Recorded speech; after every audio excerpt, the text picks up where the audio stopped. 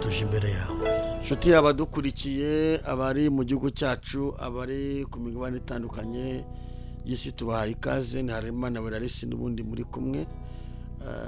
Tumaze iminsi dufite amasengesho, murabizi ko turi umwanya wo gusenga. Ndaguha ikaze. Uyu mwanya wo n'umwanya tugezemo gusengera ibyifuzo bitandukanye, kandi nzi neza ko hari Imana irakora ku buzima bwawe. Tumaze iminsi turi kuvuga ku ijambo rivuga ngo ifarashi irindirijwe umunsi w'urugamba, ariko kunesha kuva ku Uwiteka. Kunesha ni kuva ku bantu, kunesha ni kuva ku mbaraga zawe cyangwa se ku byo wiringiye. Uwiteka niwe uzakuneshereza ku munsi mubi, Uwiteka niwe uzakuneshereza mu bihe bikomeye, Uwiteka niwe uzakuneshereza mu byago n'amakuba ucamo. Uwiteka niwe muneshi, niwe ubitse intsinzi. Muri iyi ntsinzi ya Kristo ndifuza ko Uwiteka agutsindira ibigeragezo ufite, intambara ufite, amakuba ufite, amagorwa ufite, ibigeragezo wicaranye ufite. Uwiteka niwe wenyine ubasha kukuneshereza, akagutsindira ibigeragezo. Ndaguha ikaze, kandi shimira abantu badusengera, shimira abantu batugira inama. Imana ibaha umugisha. Shimire abadukurikiye bari mu gihugu cyacu mwese, ndavuze ngo Imana ibahe umugisha. Uyu ni umwanya udasanzwe, ni umwanya nkwifurijemo ko nawe wararika mugenzi wawe, umwanya mwiza wo gusengera ibyifuzo. Hari abantu benshi bawifuje, hari abantu batwandikiye, hari abaduhamagaye, hari umushiki wacu waduhamagaye muri Amerika. Uyu ni wa mwanya rero tugezemo wo gusengera ibyifuzo, kandi ndazi neza ko icyifuzo ufite hari icyo Imana ibasha kugikoraho. Ibyifuzo, ushobora kubwira umuntu ibyifuzo byawe, umuntu akakumvira ubusa. Bande sobanura impamvu yo gusengera ibyifuzo.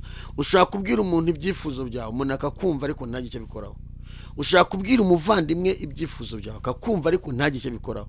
Ushobora kubwira tante na onkel, ukamubwira ati rwose mwamfashije, bakakumva ariko bakakwihorera. Yesu niwe wenyine ushobora kubwira icyifuzo ukamubwira. Ijambo ryaravuze ngo mwikoreza amaganya yawe yose. Amaganya yacu yose tuyikoreza Kristo. Niwe wenyine twikoreza amaganya akayikorera. Niwe wikoreye intimba zacu, niwe wikoreye imabaro yacu. Yesu Kristo niwe wenyine ubasha kwikorera uduhinda twose dufite, ibibazo dufite. Niwe ubasha kubyikorera, yabyikorera akabasha kubidutura, abituvanaho akabyishyiraho. Iki kintu cyumva, Yesu afata ibibazo twikoreye akabituvanaho akabyishyiraho, yamara kubyishyiraho akabishakira igisubizo. Niyo mpamvu hariho umwanya wo gusengera ibyifuzo. Icyifuzo cyakunaniye, icyifuzo washakishije inzira zo kuntu cyakemuka bikanga, gihereze Yesu ni wenyine ubasha kugishobora. Ikintu ubona cyarakunaniye, ikintu ubona waragerageje bikanga, gifata ugishyire Yesu. Hari umuringa ngo niba urushe, niba uremerewe, bibwire Yesu, niwe nshuti yawe ihebuje. Nta yindi nshuti wabona imeze nka ngo byose ubimuganye, byose ubimuzanire. Niwe wenyine ubasha, Yesu niwe ubasha kwikorera ibyifuzo by'abantu bose. Nta muntu n'umwe ku isi wabasha kwikorera ibyifuzo by'abantu, ntawe. Nuwagufasha yagufasha mu kwezi kumwe cyangwa amezi abiri akabara kurekuye, ariko Kristo wenyine abasha kwikorera ibyifuzo by'umuntu, abyikora ukiri uruhinja, akabana nawe uri uruhinja, ugakura ukajya mu ishuri, akakuzigama ukarinda usaza akikorera ibyifuzo byawe. Ni Yesu wenyine mwasigaranye, niwe wenyine muzasigarana, nta wundi muzasigarana.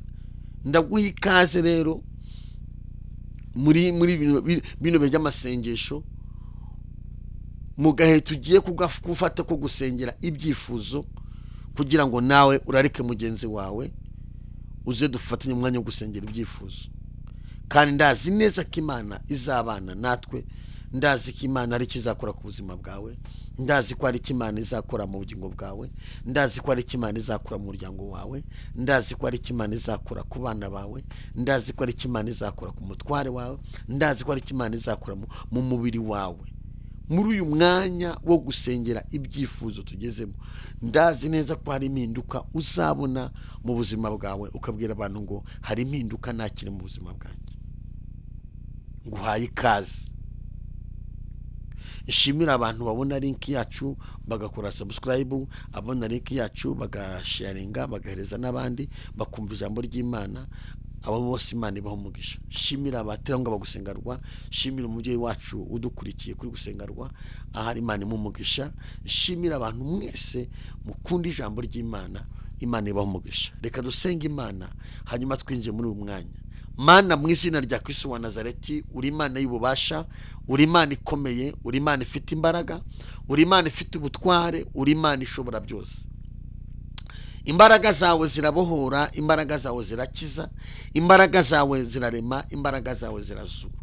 Imbaraga zawe zikura mu rupfu, imbaraga zawe zikura mu ruzerero, imbaraga zawe zikuraho karande, imbaraga zawe zikuraho imisozi, imbaraga zawe zifata ibitariho zikabigira ibiriho.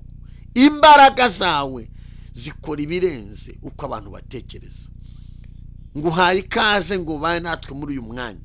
Uyu mwanya twinjiyemo ubu mwanya w'umugisha, ubu mwanya udasanzwe, ubu mwanya wo kubohoka, ubu mwanya wo kukiza, ubu mwanya wo kuzura, ubu mwanya wo gushiraho. Uyu mwanya tugiye kwinjiramo, Mwami, igihe cyose uzamara wo gusengera ibyifuzo, unyemerera umuntu wese udukurikiye azahemburwe muri uyu mwanya.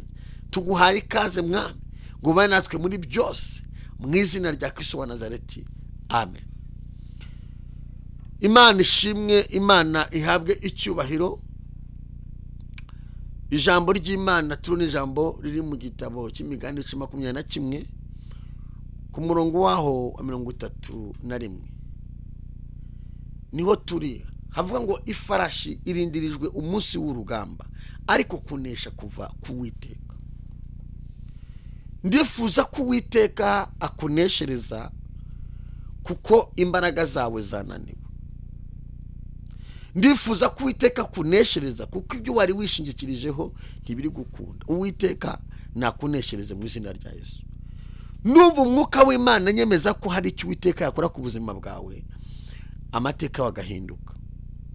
Reka nkubwire, nta handi hantu uzabona itsinzi, ni muri Yesu honyine.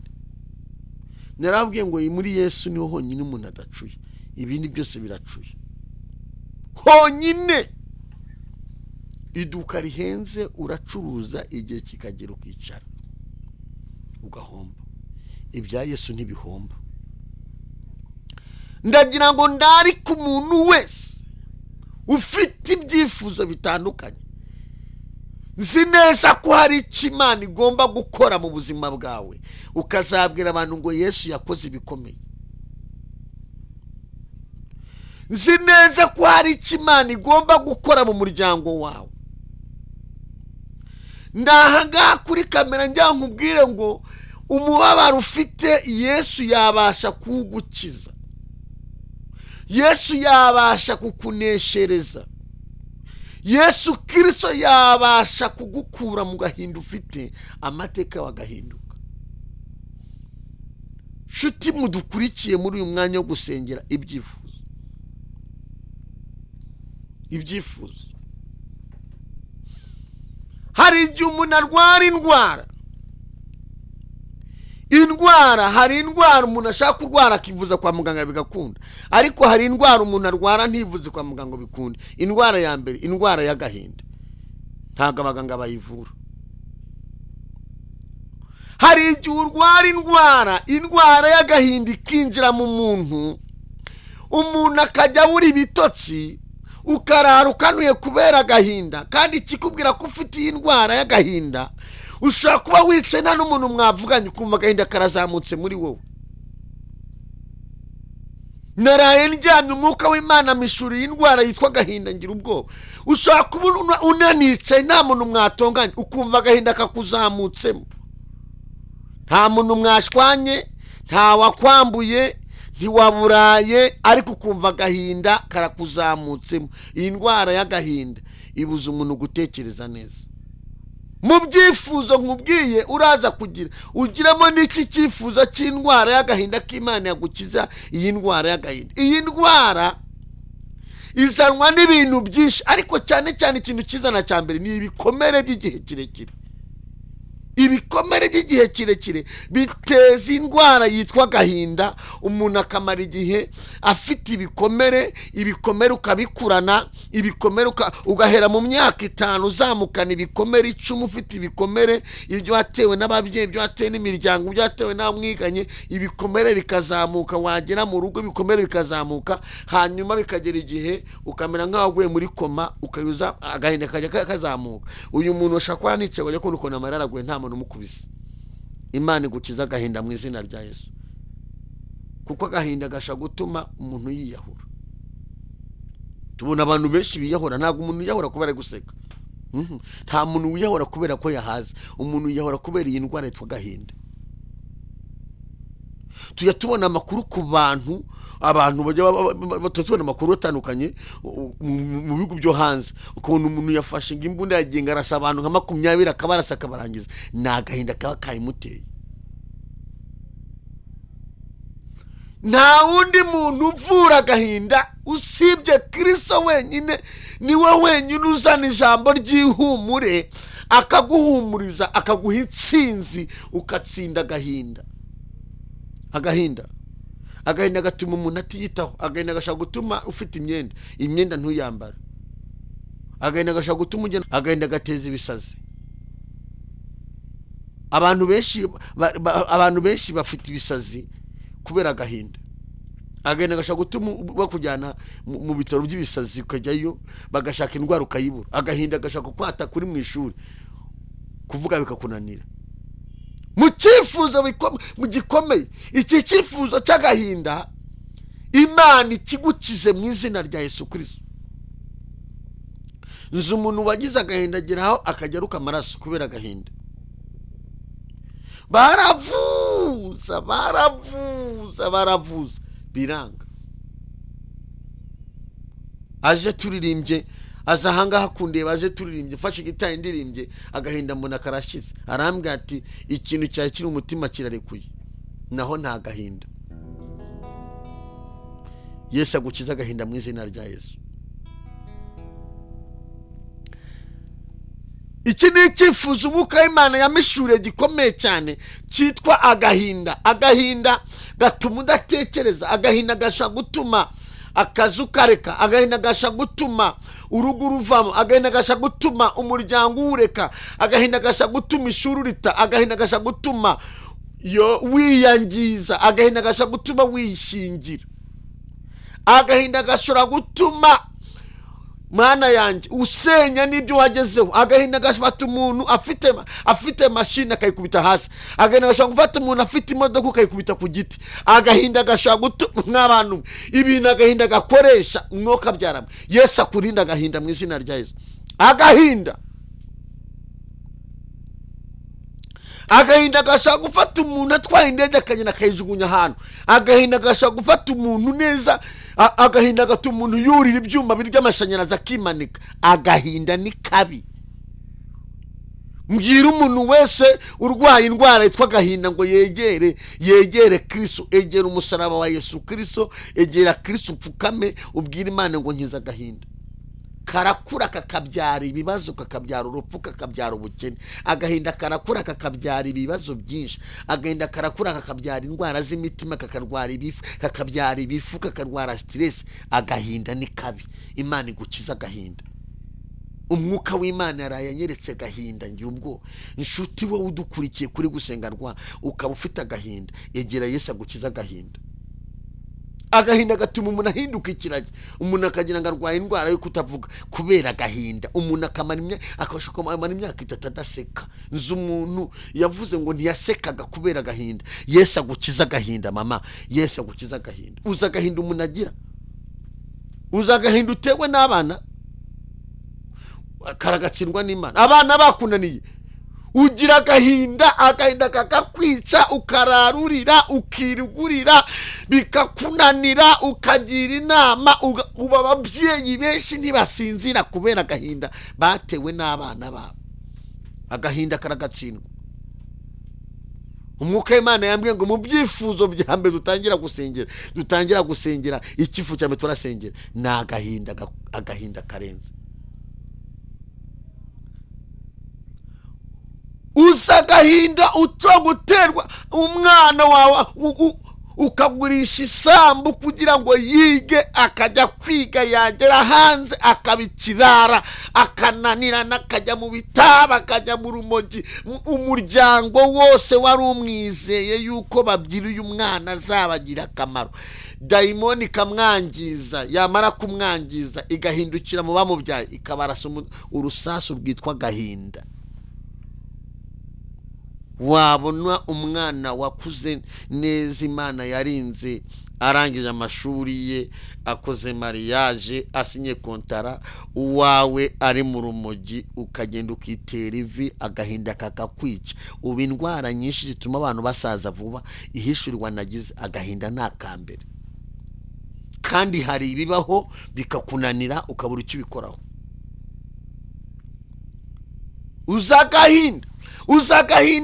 Uzagahinda k'umuntu bagiye guteza cyamunara ibintu bye.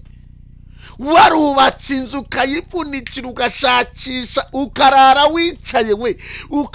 wicaye utegereje ko utekereza uburyo uzatera imbere. Dayimoni ikitambika igatwara ibyawe, ahantu wajya kuvana umugisha hose dayimoni igasiba. Yamara gusiba, teri zikagenda ziyongera, amafaranga muri banki akagenda yiyongera, bikakunanira kwishyura, ukitera amavi kubera agahinda. Iyo batangiye kuzana bya bipapuro nshuti yanjye, kandi bagomba kubizana kuko nyine baba warafashe amafaranga yabo, bagomba kubizana, uba ugomba kuyishyura, kurya n'ukwishyura. Iyo batangiye kubizana, aho niho urwara indwara yitwa agahinda idakira. Iyo nta muntu yikiza, ntibaguterera ikorasi ngo bigufate, kereka Yesu wenyine wakuremera igitangaza, akakuremera igitangaza kivuye mu ijuru, ukajya kubona ko Imana iguciriye inzira, amateka arahindutse, ideni uragishyurwa. Nzi umugabo umwe twasenganye, ni famille imwe twasenganye, dayimoni yabateje ako gahinda, nta numwe uvuga. Iyo bigeze aho ngaho, n'umugore ntumureba, n'umugabo ntumureba, byabacanze, n'abana nubibuka, ubu umeze nk'uri muri koma. Ariko Yesu agushakira ibyishimo mu gahinda mu izina rya Yesu. Haleluya! Imana ishimwe ko mu mbaraga z'amasengesho, mu mbaraga zo gusengera ibyifuzo, Yesu ajya dushakira ibyishimo mu gahinda. Niho ijambo ryavuze ngo hari kurira kwarara umuntu nijoro, ngo bwaca mu gitondo ngo impundu zikavuga. Yesu ajya dushakira ibyishimo mu gahinda. Yesu agushakira ibyishimo muri ako gahinda.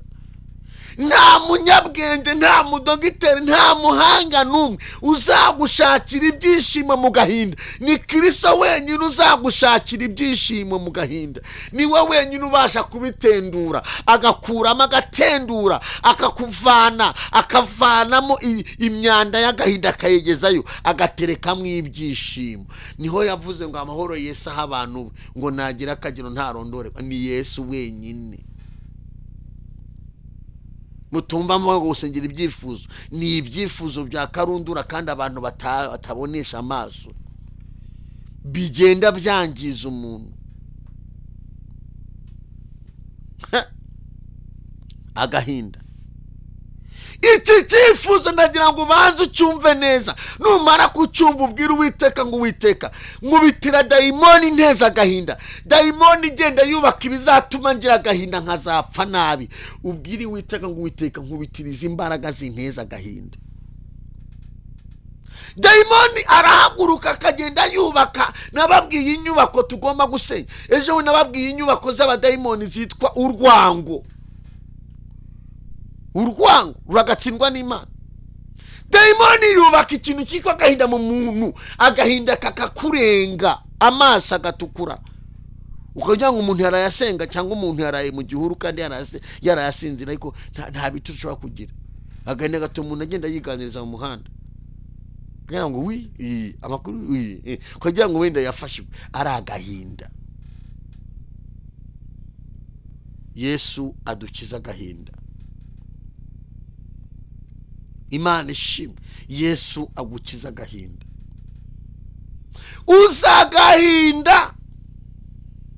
Uzagahinda k'umubyeyi washatse, yamara gushaka akabura urubyaro abandi bari kubyara. Uza ko gahinda, nta muntu wakakuvura, nta rukingo, nta kinini, nta kintu baguha ngo ako gahinda ugakire. Nagize iyereka umwuka w'Imana aramanga indwara itagaragara ikomeye yitwa agahinda, yangiza imitima y'abantu benshi n'imitwe y'abantu. Agahinda gatuma uturika imitsi, agahinda gashaka gutuma uturika umutsi uri kugenda. Imana igukiza agahinda. Yesu agushakira ibyishimo mu gahinda ufite. Uzagahinda k'umubyeyi washatse nk'abandi, yifuza kubyara. Shuti yanjye yaramaze gutegura amazina y'abana, yarayashize ku rutonde, avuga ati wazabyara wa mbere nzamwita Gisubizo, wa kabiri nzabyara nzamwita Miracle. Yaragiye apanga amazina, byarangiza ugakubita umwaka utarubonye, ugakubita 2 utarubonye, ugakubita 3 nta rubyaro, ugakubita 4 nta rubyaro. Igikurikiraho dayimoni yubaka umutima w'umuntu nagahinda. Naho umugabo yakugurira vewiti ntiyagufasha, ntago wakishima. Shuti yanjye, nagahinda. Naho waba ufite etaje uyituyemo ntiyagufataho. Icyo ni ikintu gikomeye shitani yubaka mu muntu, kikaburirwa umuti. Ugashaka umuti w'ikibazo ukawubura. Ariko umwuka w'Imana yambwiye mu mwanya wo gusengera ibyifuzo, umuntu wese ufite ibigeragezo abe tayari abane natwe. Mu minsi iri imbere nzabatangariza uburyo murajya munkurikira kuri Zoom. Narababwiye ngo umuntu wese atangiye yandikishe mu gikari, ukeneye kuzajya kuri Zoom utangiye yandikire kuri WhatsApp yanjye. Mu minsi iri imbere nzabatangariza kuko gusengera kuri YouTube ntibihagije. Kuri Zoom turebana aho ngaho nibwo tuzarwana n'izi mbaraga zitwa gahinda. Yesu agomba kugukiza akagahinda kagashira. Ubu ngubu nubwo urabyumva, ariko cyane cyane noneho turi kurebana tuganira, nibwo tuzashwanyaguza, nibwo umwuka w'Imana azabana nawe agatesha agaciro izi mbaraga zakugose, izi mbaraga zitwa gahinda. Ndanditse ibyifuzo umwuka w'Imana yamishure tuzasengera ni byinshi, ariko umwuka w'Imana yamwe ngo duhere ku cyifuzo cyitwa gahinda. Ntabwo nzi agahinda kagira amashami, ariko umwuka w'Imana yanyeretse amashami y'agahinda. Yeba agahinda kagira amashami, ngibiti nta giti kigira amashami nk'agahinda. Agahinda karagatsindwa n'Uwiteka, kagira amashami arenze. Yesu agenda yahanyagura y'agahinda mu izina rya Yesu, ayasimbuza umunezero. Imana ishimwe agahinda, hashimwe Kristo ko ahishura ibintu agiye kubisenya. Imana yacu ihishura ibintu igiye kubisenya. Kristo ahishura ibintu bigiye gusenyuka ku muntu. Nimvuga nga ntabwo mvuga izina Imana imushoboza kubwakaza azaza ivuge. Hari icyifuzo cy'urubyaro. Twaraganira imbwa arambwira ngo naragendaga nkayoba, ndimo ngenda n'umuhanda nkayoba. Yayobaga yarize, yayobaga afite amafaranga, yayobaga afite imodoka, bamutwara nta kibazo, afite kontara nziza. Ariko icyifuzo cyitwa urubyaro cyari dayimoni yamubitsemo agahinda katuma uyoba. Uyu muntu uzamwicaza mukazakora bikunde? Ntibizakunda. Nongo dayimoni aba yateje agahinda kandi kakangiza byinshi. Agahinda kangiza byinshi. Yesu agukiza agahinda mama. Yesu agukiza agahinda mushiki wanjye. uzagahinda k'umuntu w'umwana w'umukobwa wabyirutse nk'abandi, ukigana nk'abandi, mukigana segonderi, mukigana kaminuza, we wajya kubona mwiganye bakoze ubukwe urasigaye kandi nawe uzabukora. Ariko dayimoni ikakwihererana, ikakubwira uburyo utazabukora, ikakubwira uburyo uri mubi, ikakubwira uburyo nta gaciro ufite, ikakubwira uburyo udasa neza. Iki kidayimoni kiragatsindwa n'Imana, Imana ikigukize, ikakubwira uburyo ureba nabi, ikakubwira uburyo wenda ureba imirari kandi ureba neza, dayimoni ikagufata ikagutsindagira, yarangiza igakora sitoke yitwa agahinda muri wowe, ukajya mu buriri baguhamagara ngo ujye ku meza uze kurya ibyo kurya iwanyu, ukabwa ngo sinjya nta no kuvuga. Dayimoni ikakwikamo agahinda, ukiyorosha amashuka ubundi ugashoramwo amarira. Nshuti yanjye, agahinda dayimoni ikakubwira ati Yesu wawe arihe? Kajya kubwira ati Yesu wawe arihe? Ariko umva nkubwire, umuremyi wawe wakuremye, uwakurinze niwapfa, uwakwimanye niwaruha, uwakwimanye ukaba ugeze iyi tariki ukiri muzima, afite itsinzi mu kiganza. Mandora Kristo afite itsinzi yo kugutsindira ibigeragezo. Yesu Kristo afite itsinzi mu kiganza yo kukuneshereza ibyo utabasha kunesha. Haleluya. Muri ibyo bibazo urimo, ndagira ngo ugire ishurirwa, umenye ko Kristo afite itsinzi yo kugutsindira. Utahura, umenye neza ko hari ahantu habitse itsinzi. Menya neza ko hari ahantu Kristo abitse itsinzi. Agahinda, dayimoni ikazana agahinda, noneho rero ikagira n'abavugizi b'agahinda. Nshuti yanjye, nabo babaho, bagucunga uri mu bibazo, akaguhamagara ngo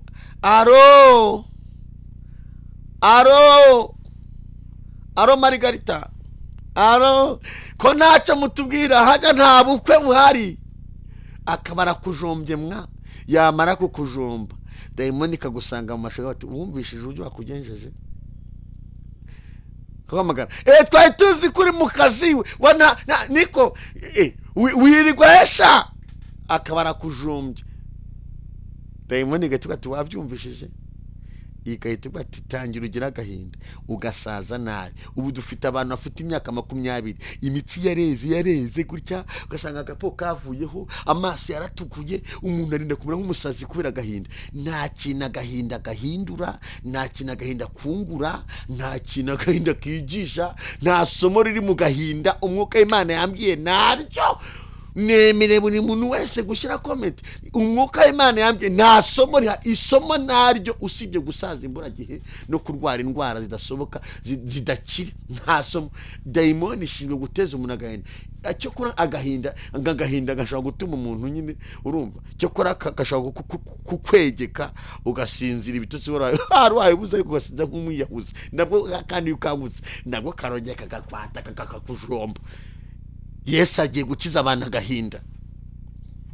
Umwuka w'Imana yambwiye ngo Yesu Kristo agiye gukiza abantu agahinda. Iki cyifuzo ni icyifuzo gikomeye. Hari ukuntu nasenye icyifuzo birukanka. Oya, ibi byifuzo ntabwo tuzirukanka. Oya, ni ugusobanura icyifuzo ugiye gusengera, ukamenya icyo ari cyo, ukagisobanukirwa. Apana gusengera mu kigare. Nidusenye icyifuzo, umwuka w'Imana agiye kugisobanura, ukagisobanukirwa.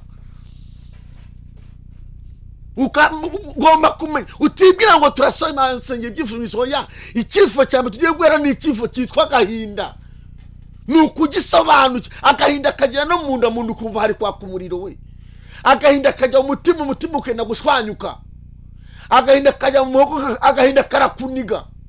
Agahinda kagera mu nda, inda ikabyimba.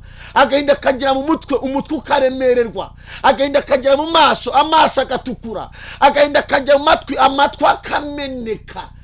Agahinda, dayimoni waritse agahinda mu mutima wawe, akakarika mu buzima bwawe. Amagi y'agahinda tugiye kuyamena mu izina rya Yesu Kristo. Imbaraga z'Imana zihindura amateka ku buzima bwawe. Agahinda karagatsindwa n'Uwiteka. Imana igukiza agahinda. Niyo mpamvu ntabwo wapfa kubona umunyempano ugira agahinda. Ishwi. Ikintu cya mbere Yesu agiye no gutabara umuntu, ikintu cya mbere sabanza aguha amahoro. akaguha umunezero. Umunsi uzumva umunezero ku mahoro uzamenye ngo ugiye gusubizwa. Kandi ugize amahoro aguha amahoro atari uko ufite n'amafaranga. Ikimenyetso cy'uko ugiye gusubizwa ntuzajye ngo ni ibintu byinshi. Ugira amahoro baranagutuka kuva amahoro. Ujye umenya ngo amagi y'agahinda Yesu yamaze kuyakoropa. Umuntu yanagucyurira ugaseka, umuntu aragutuka ukamureba ukajya ngo yasaze. Ujye umenya ngo wimutse, Kristo yakwimuye, ugiye kwakira amashimwe naho amarembo y'ikuzimu yazikuka. Umuntu wamaze kugera muri iki cyiciri ntabwo umutangira ngo bikunde, ntuboroko amasezerano ngo bikunde, ntumufujyana ngo bikunde, nta gereza bamushyiramo yitwa intambara ngo bikunde, kuko aba yamaze kwinjira mu ntsinzi. Imana ishimwe ko Yesu Kristo akiza agahinda.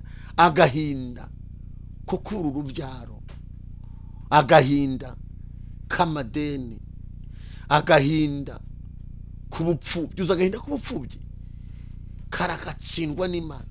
Dayimoni irakwegeka kuvuga ati ntaswo, nta mwene wanyu, nta musaza wawe, nta wonkere, nta tante, nta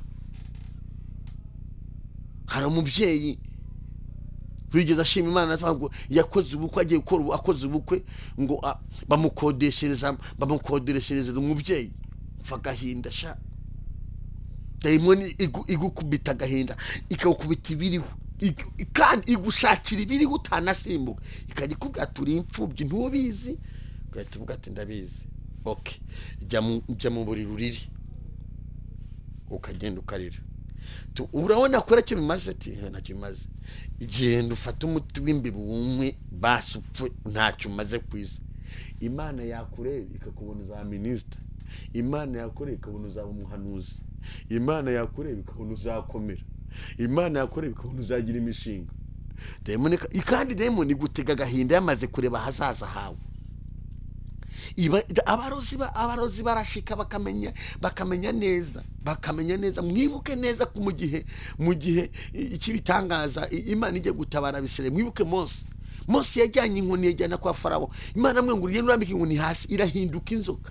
Farawo nawe yari afite abakonikoni baraho ngaho, nawe arabahamagara baraza bazirambika hasi, nabo zihinduka inzoka. Icyakora imbaraga z'Imana zijya zimira bwunguri imbaraga za shitani. Muri ako kanya ngo inkoni ya Mose itoragura inkoni z'abapfumu ba Farawo. Ariko mumenye neza ko abarozi ntibujye ngo baroshe. Hari abantu barwana batazi barwana byo, ukajya ngo reba bahanganye nawe, bahangana na Mose. Uri usengana n'ibitotsi ngo Mana nyiza. Agahinda nuguhaguruka ugasenga, ugashishikara, ugasenga amasengesho azwi n'atazwi. Ndi hano kugira ngo dufatanye ngufashe gusenga kubwihishurirwa Imana yampaye. Muri izi nyubako zo gusenya, inyubako abademoni bubatse ku bantu b'Imana, inyubako ikomeye yindi ni inyubako yitwa agahinda. Agahinda gatuma umuntu abarogana, abantu barorwana, abantu baricana, abantu baragambanirana, abantu agahinda. Kandi mbabwire turabizi ko dore ko kuvuga ku rwango, agahinda gatsanye n'urwango. Ahantu hari urwango hazana agahinda, habanza urwango hagahita haza agahinda. Ibyo utagezeho ntabwo uzigera ubigeraho kubera agahinda, nta nubwo uzabigeraho kubera urwango. Ibyo utagezeho uzabigeraho kubera Imana. Ibyo utagezeho ibyo abantu baguhuguje, ibyo utagezeho ndagira ngo uhanurire uko umuka Imana ambwiye, uzabigeraho kubera Imana, ntabwo uzabigeraho kubera kurarurira. Oya, kura agahinda muri wowe. Yesu nakubite agahinda kegereyo, azamura ibyishimo mu buzima bwawe. Uza agahinda k'umuntu wambuwe akazi, ukakamburwa n'uwo mukorana cyangwa ukakamburwa n'uwo mwiganye, ukakamburwa n'uwo wasanze mu kazi. Bakaguha akazi wamara kukicaramo, umuntu agahita asanga bosi wako kanya agahita akubwira uburyo bw'amavunja, uburyo uhengamye, uburyo wavuye higiyo, uburyo wananiranye, uburyo akavuga uburyo akuzi, akakuvuga bye akagusobanura bye amakuru wamara kuyumva dayimoni kakwegeka agahinda. Reka nkubwire, agahinda ntuzakemerere, uzajya imbere y'Imana ubwira Imana ngo haranditse ngo abantu bazi Imana yabo bazakomera, nibamara gukomera bakora iby'ubutwari. Ubu ngiye gusinga kugeza igihe uru rukuta rurasenyuka, urukuta ruzasenyuka, amateka ahinduke. Nigeze ngira akazi, Imana impaye akazi yitabariye, umuntu arahaguruka araza arasobanura ku kazi, arasobanura umuntu aragusobanura shuti yanjye, aragusobanura akavuga n'inzara akazivuga. Umuntu yarasobanuye aramvuga naho mvuka atahazi, arahashushanya naho aravuga, ariko kubera ko hari Imana yavuganye nanjye, oya ndavuga ni aka kazi nagahawe n'Uwiteka, ntabwo nagahawe nawe. Dayimoni kajya mbwira ati nushaka utangire wigunge, akazi karahagaze. Nkayibwa dayimoni, ahantu Imana yamvanye niho habi kurusha aho ngeze. Uratsinzwe dayimoni, akazi kanjye nagakomeje, akazi kanjye naragakomeje. Iyo maze dayimoni maze kukubikamo agahinda, ibishaka gusenya iki aba ariho soreza hanyuma ngusengere. Dayimoni ishaka iki? Ibishaka icyambere, ibishaka kusa nabi. Nicyo cyambere. Dayimoni kubikama agahinda kugira ngo use nabi. Umuntu wese ufite agahinda arijima, asa nabi. Nta muntu ufite agahinda n'umwe wabona asa neza. Icyakabi ibishaka kuguteranya n'umwuka wera. Ahantu hari agahinda ntihaba umwuka w'Imana, reka ntibishoboka. Umwuka w'Imana arigendera, kuko agahinda gaturanye n'umudayimoni bita bwihebe, gaturanye n'umudayimoni bita maganya, gaturanye n'umudayimoni bita rwango. Nukuvuga ngo ahantu hari agahinda, ubwiza umwuka w'Imana aragenda. Dayimoni iteza umuntu agahinda ifite ibintu iri gucunga, ishaka kumwambura. Icyambere n'ubwiza. Iyo uri mugira agahinda uba uri kwinjira mu gikombe cyo gusaza vuba. Iyo uhorana agahinda ka buri segonda uba urimo winjira mu gikombe cyo gusaza vuba. Icyo kimenye. Icyakabiri umwuka w'Imana arigendera. Icyagatatu dayimoni kwiba. Umuntu Shitani yamaze kwinjira ibintu biri gucurwa gutwara mu muntu. Imitekerereze, gutekereza neza bihita bigenda. Umuntu ufite agahinda ntabwo abasha gutekereza neza, ntibikunda, ntabwo bikunda. Umwuka w'Imana yarambwiye ubimenye, iyo ufite agahinda ntubasha gutekereza neza. Icyo ni icyagatatu gikomeye cyane, kandi umuntu wese abeshwaho no gutekereza. Ariko ufite agahinda, inshuti yanjye, ubwonko burahagarara.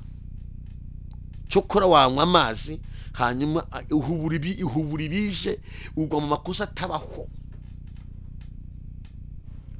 Icyakane, umuntu ufite agahinda, Shitani bishaka kugira ngo imutereza urwango, abantu bose bamubonemo amakosa. Ubu ikibazo muri sosiyete no murimo w'Imana. Uzi umuririmbyi ufite uhorana mushya n'agahinda, umuntu wese atavuga ati ntumukoreho, yagushihura, ntiwamukirisha, ntumukoreho. No mu rugo umuntu ugira agenda mu rugo baba muzi bagati aratashye mucika. N'umupapa ugira agahinda, ugira umujinya, ugira agahinda gasoye n'umujinya. Iyo yafunguye imodoka isonye, abana bahita bahungira mu byumba kubera agahinda gaturanye n'amahane. Abana bahita bapfusha bakiruka bagahunga kubera iki? Agahinda uhorana kagutereza umushiha, kagutereza umunabi, kagutereza urwango. Umuntu uhorana agahinda ahora avuga nabi, ntashaka kuvuga neza, kandi nta muntu wakakuvura usibye Kristo wenyine. Icyagatanu, umuntu uhorana agahinda ka buri kanya, dayimoni imwambura ikintu cyitwa imikorere. Icya gatandatu, dayimoni birimo igenda ikwegereza urupfu kuzapfa uhagaze. Hari ugupfa bagashingura, hari no gupfa uhagaze. Iyo dayimoni yamaze kugupakiramo agahinda, ntabwo ubasha gutekereza ikintu kizakugira akamaro. Hari umwana w'umukobwa asenganye na dayimoni imutera ikintu cyitwa agahinda, yari amaze gusibira inshuro 3. Aterura amakayi yose ayanzanira ku rusengero. Amaje yosengana ku wa gatatu. Murabizi ko abantu bitwaza amadosiye, abandi akitwaza amakayi, buri muntu wese akitwaza ikimujengereje. Umuntu aterura amakayi aranzanira, ati bwira Yesu wawe ngewe ndamusezeye nsibiye 3. Agahinda kamwishe. Atangiye kuvuga amarira baramanutse kubera agahinda. Agahinda gatunye n'amarira, amarira baramanutse. Arambwira ati kandi sinzongera gusubira mu ishuri ngo nige. Urumva? Natageta bademwe kugu gutsindwa kabiri kugira agahinda, agahinda kaguteza imyanzuro ipfuye. Uratsindwa mu ishuri, adayimoni yinza agahinda, agahinda kaguteza imyanzuro ipfuye. Umwana mugani wakihanganye ukiga uyu mwaka. Atereka da. Turasenga turi gusenga umuko Imana amati nyamara uyu mwaka azabona amanota menshi, azatsinda diploma ibone, aziga bizakomera, muhaye kwiga. Nabwo ni wagerageje basi, wagerageje. Aranyumva nabwo ni basi uko muganga umuntu ajya kwa muganga kwivuza bakamuha ikinini akakinywa, bakubwira kimwe mu gitondo, ikindi saa 6, ikindi mugoroba. Urasabwa kubyubahiriza kandi nubwo ibinini biba birura urabyubahiriza. Nabwo ni rero ngo habyubahiriza nk'uko umuntu anywa ikinini. Aravuga ati basi kapfe kubyubahiriza. Arabyemera. Uyu mwaka ejo bundi Imana iramutabara, aratsinda, arayibona. Reka nkubwire, kuba hari ibyakubayeho bikomeye ntibikwambura ubwiza bw'Imana, ntibikwambura ubushake, ntibikwambura intego yawe. Kuba wacuruza ugahomba ntibikwambura intego yawe. Kuba wakubaka igasenyuka ntibikwambura intego yawe. Ene watalabini mandolai, kuba warambagizwa Mungu kurambagiza akaguta ntibikwambura intego yawe.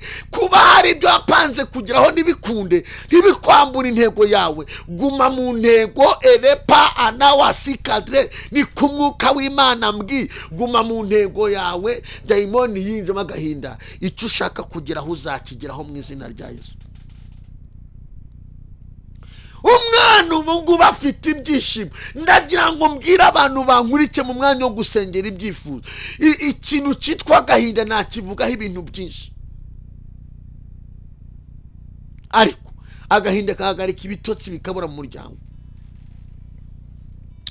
Yesu aguha imbaraga, Yesu agushoboze, Yesu aguhindurira izina, Yesu agukiza ibikomere, Yesu akuzure, Yesu akuremera ishimwe rikomeye, Yesu agukiza ikimwaro. Alopere mandala. Ndagira ngo dusenge Imana. Agahinda gatuma umuntu yanga umuryango. Agahinda gasha gutuma umuntu abikiranye kandi avuga. Yesu aze gukiza agahinda mu byifuzo gikomeye cyambura ubwiza bw'Imana ku bantu. Agahinda nakambere.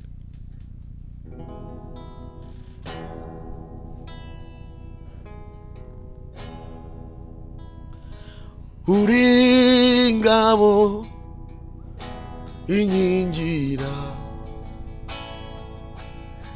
uri ngabo itubeshejeho, uri ngabo yacu idukingira.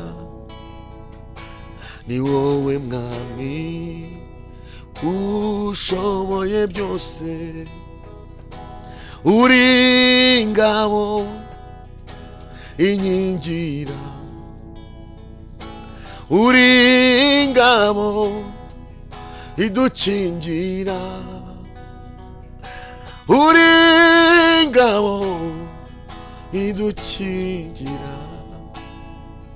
mwami wanjye ushoboye byose, nta kintu na kimwe kikunanira, ibiriho byose ni wowe ubitegeka, nta kintu na kimwe kikunanira, mwami mwiza urabishoboye, uri ingabo inkingira, uri ingabo iturwanirira, uri ingabo inkingira, mwami wanjye ushoboye byose, uri ingabo inkingira, rasharabore, uri ingabo iturwanirira, uri ingabo inkingira, mwami wanjye ushoboye byose, mwami wanjye ushoboye byose, mwami wanjye ushoboye byose. Ndagira ngo ngusengere, iki ni icyifuzo duhereyeho, nkivuzeho ibintu bikeya. Birashoboka ko ufite agahinda, birashoboka ko agahinda kawe gafite inkomoko, gafite aho kavuye. Agahinda ntabwo gapfa kuza gusa, dayimoni irabanza ikaguteza ibizana agahinda. Yesu nagukize ibizana agahinda, agahinda kawe karita gasohoka mu mutima wawe kagende mu izina rya Yesu. Ndasubiramo, Yesu nagukize ibizana agahinda. Yesu azi ibizana agahinda muri wowe. Yesu Kristo azi ibikujengereje. Ndagira ngo dusenge Imana, ubwire Uwiteka ngo Uwiteka nkiza ibizana agahinda. Umaze igihe ufite agahinda, uraryama ukakiyorosa, ukakarya, ukakagendana, ukakirirwana, lota erefa. Ndatangaje ngo Yesu nagukiza ku gahinda, Yesu nagukiza ku gahinda, nafata ibiguteza agahinda abihindure amashimwe, nafate iby'abadayimoni bashingiyeho urwara indwara yitwa agahinda abihindure amashimwe. Ndagira ngo ngusengere iki cyifuzo cy'agahinda. Fata umwanya upfukame imbere y'Imana, ubwire Imana ngo Uwiteka nitekerejeho sanze mfite agahinda, kandi aka gahinda kujya ngo gashire. Nuko ikizana aka gahinda ni iri deni, ikizana agahinda n'ubu burwayi, ikizana agahinda n'uyu muryango, ikizana aka gahinda n'akazi, ikizana aka gahinda n'ubu bushomeri, ikizana aka gahinda n'ubu burwayi bananiranye, ikizana agahinda n'uru ruzerero, ikizana agahinda. Bwira Yesu ngo Yesu nkubitira ikizana agahinda ukegezeyo, unzanira ibyishimo mutima wanjye. Haleluya! Defa, bwira Kristo ngo kubitira ikizana agahinda. Fata amagi y'abademoni banyaritsemo y'agahinda uyafane muri njyewe, ushiremo umunezero. Umunezero urazana imitekerereze, umunezero urazana ibyishimo, umunezero urazana ibyiringiro, umunezero urazana umwuka wera, umunezero urazana gushaka, umunezero urazana gutekereza, umunezero urazana imikorere. Irukana robe. Bwira Yesu ngo Kristo ni wowe ufite ubushobozi bwo kuhindura amateka. Ndakuruzaho unkurikiye, ndakuruzaho wicaye, ufite agahinda karenze uko abantu bavuga, ufite agahinda mu mutima wawe karenze uko abantu batekereza, ufite agahinda k'ibintu byakunaniye, ufite agahinda k'ikiganiro cyahagaze, ku muryango wawe hari ikiganiro cyahagaze, ufite agahinda k'ibyo wari utunze utazi ahantu byagiye, ufite agahinda k'ibyo wari ufite utazi kunuza itanda bikwambuye.